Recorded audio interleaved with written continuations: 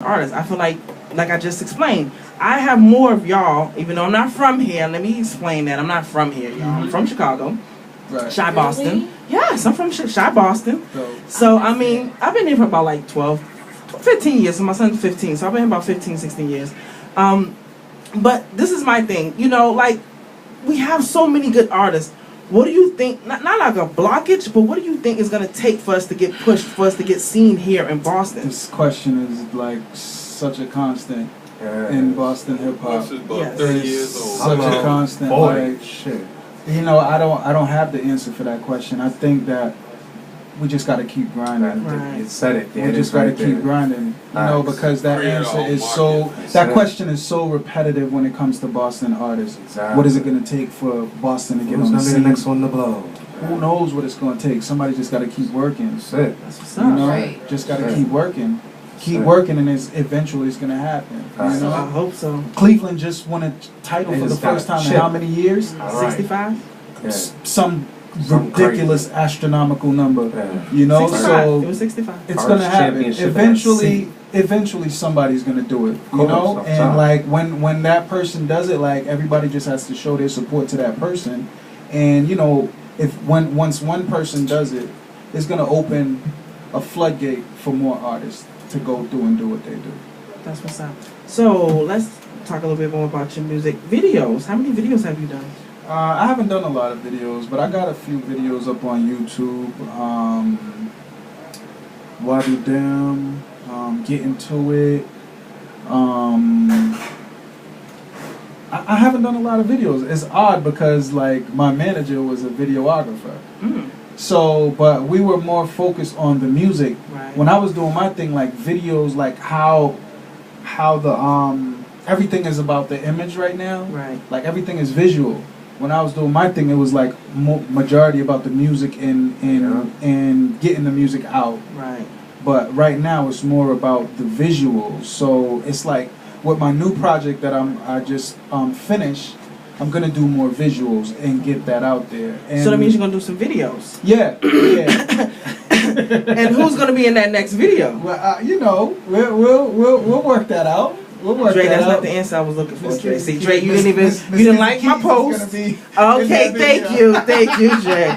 That's what I was looking for, to say Right, Kizzy Keys right. gonna be in one of those Kizzy videos. Keys is gonna be in the video. That's right, Yeah. that's right. But I'm gonna it's get love. definitely all about the visual now.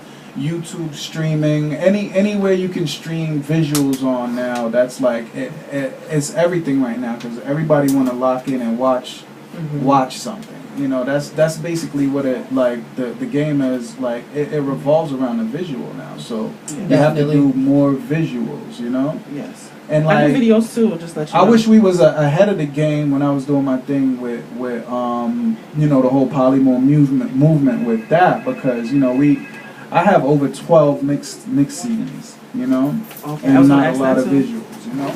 12 mixed CDs? Yeah, Wow. I got over 12 mixed CDs. That's not bad. Yeah, Yo, we had Wally Sparks in here who has over 100. that's crazy. Yes, Yeah, over 100. But that's you know crazy. what? When I first heard that story, it was like, what?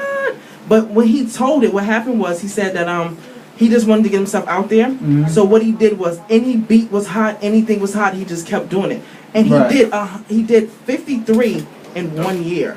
I have hundreds of records. Yeah, he does. No, But- I'm talking about mixtapes no, with 12 or mixtapes more is a over it. different animal. I have Yeah. hundreds of records, but it's like sometimes you gotta kind of. It's like some people do quantity over quality.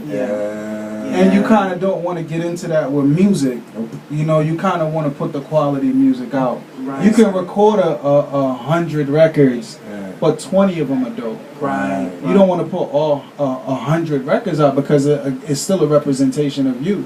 Right. You know what I'm saying? And people are listening to all that, so you're kind of watering down your craft when you go ahead and do that. You know, that's so funny that you said that because someone said that to me too. Someone said that like one of his biggest mistakes was that when his early years he would just put out anything Yeah. and you can't wasn't do that. kind of do it. So now he Can't said just because everybody was like you hot now. He's like I've been hot. What I was doing was the wrong thing. Exactly. So I respect that you said that. You everything is strategic. Everything is strategic. When it comes, like, you know, for the younger artists coming up, like you have to be strategic with your music and how you put your music out. You just can't go to the studio, record a record, and be like, all right, boom, I'm going to throw this out.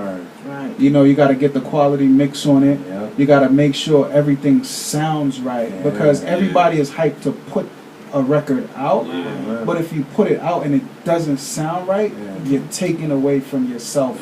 You're beating yourself out the gate. You're not even giving yourself a shot. Because once you bring it to the DJs and the radio, once they listen to it, they're not going to want to play it because of the quality of the music. It could be a good record. You could be saying some ill shit, but if the quality musically is not up to par, up to their standards, they're not going to play your record. No, not at all. They're not going to play it. There's plenty of artists out there, man, that, you know, you see the stage performance, you're like, that shit sound crazy. And then when you listen to the record, you're like, oh, that wasn't what you supposed to do.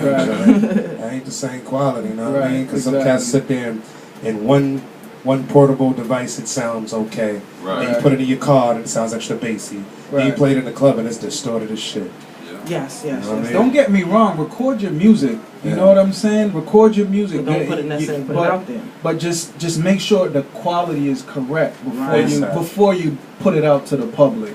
You know, before you put it on a platform that people are gonna hear your stuff. You just want the quality to be right. That's what's up. You working me over here with all these questions. Man, listen, Kizzy. Listen, let me tell you No, something. I got some more stuff for you though, Dre. You got 1,000 freaking questions. Yes, I do. Excuse me, I am his groupie, okay, and I'm allowed. Yes, I call myself the groupie only because I feel like, not just you, everybody, all local artists, just not just you, not just Dre, so don't be calling my phone, y'all. It's just that I'm a true fan, that's all that is. And I respect you, and you're doing an awesome job, I must say, in the interview. Anytime anybody got me quiet, you did an awesome job. Appreciate that. That's what's up. So, see, Keith just threw me off. I had another one for you. So, you have a new single? Yeah. Well, before we go into that, now I know you as Dre Robinson. You recently changed your name I was just about to ask to Dre I gotta say it right, y'all. Let me say it right. Dre the God. The God. So, what's up with the change? It's kind of like, you know, I'm still Dre Robinson. That's never gonna change. That's my government. It can't change. It just can't change. But it's like when you off the scene for a little while and you're coming back, you kind of want to reinvent. So you kind of go with like a also known as. You know what I'm saying? So it's like around where I'm from, they call me God. They just my peoples. They'd be like, "What's up, God?" And it's like it's not a lie. It's not anything crazy. Hood, so. It's like I had the tattoo Gotti on my hand. Like you know, your first tattoo is just some old bullshit tattoo you get like high school. I've had one, and it was Dre Gotti. So it's short God. That's what they used to call. That's what they call me. So it's like, you know, I'm like, all right, boom, Dre the God. You know what I'm saying? And it is what it is. It's stuck. They're like, yo, it works, Dre. You know what I'm saying? I'm like, you know what? DTG, I like it. Dre the God. Dre, you gotta say it right. It's Dre the God. Hold on, we got some celebrities in the building. Yes. You know, just because Dre, I've never seen this many people in my show ever.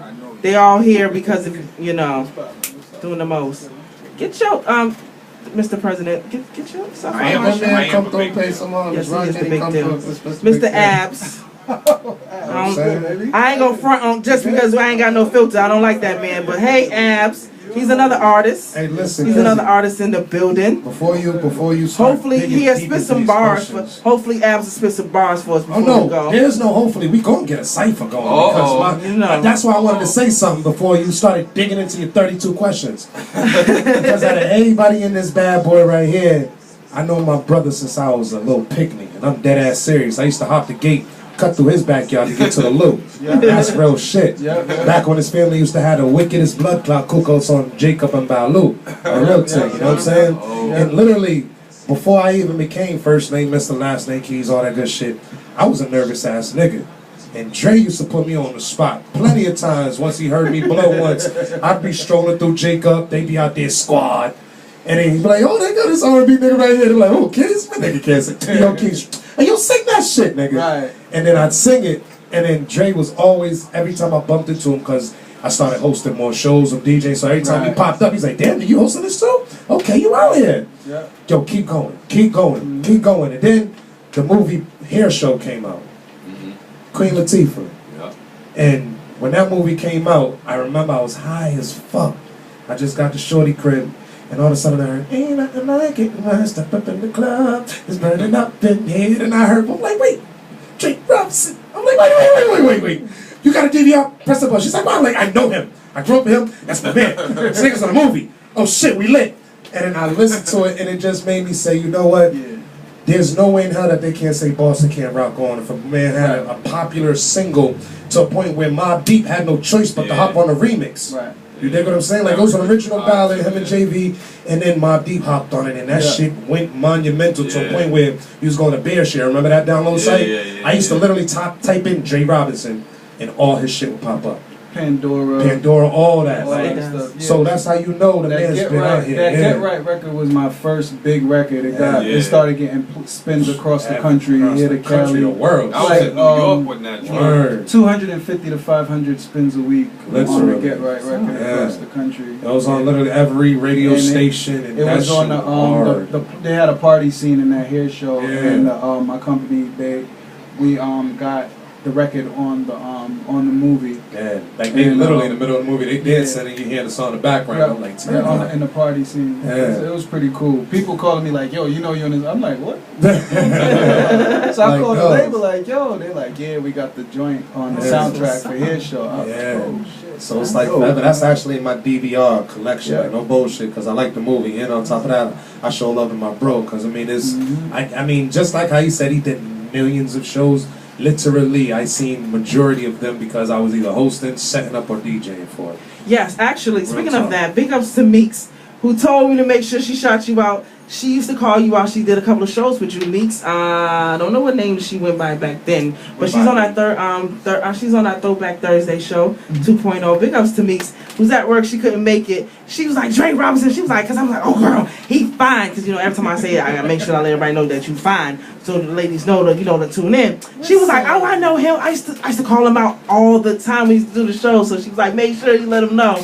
Meeks was in the building. What up, so, Meeks? It's already hot enough in here. We don't need this Kizzy King. Yo, he's fine though. Did you not see him? No, because I'm just blind, you know. She's sitting right next to them. I'm sitting right. I'm sweating. You don't see me.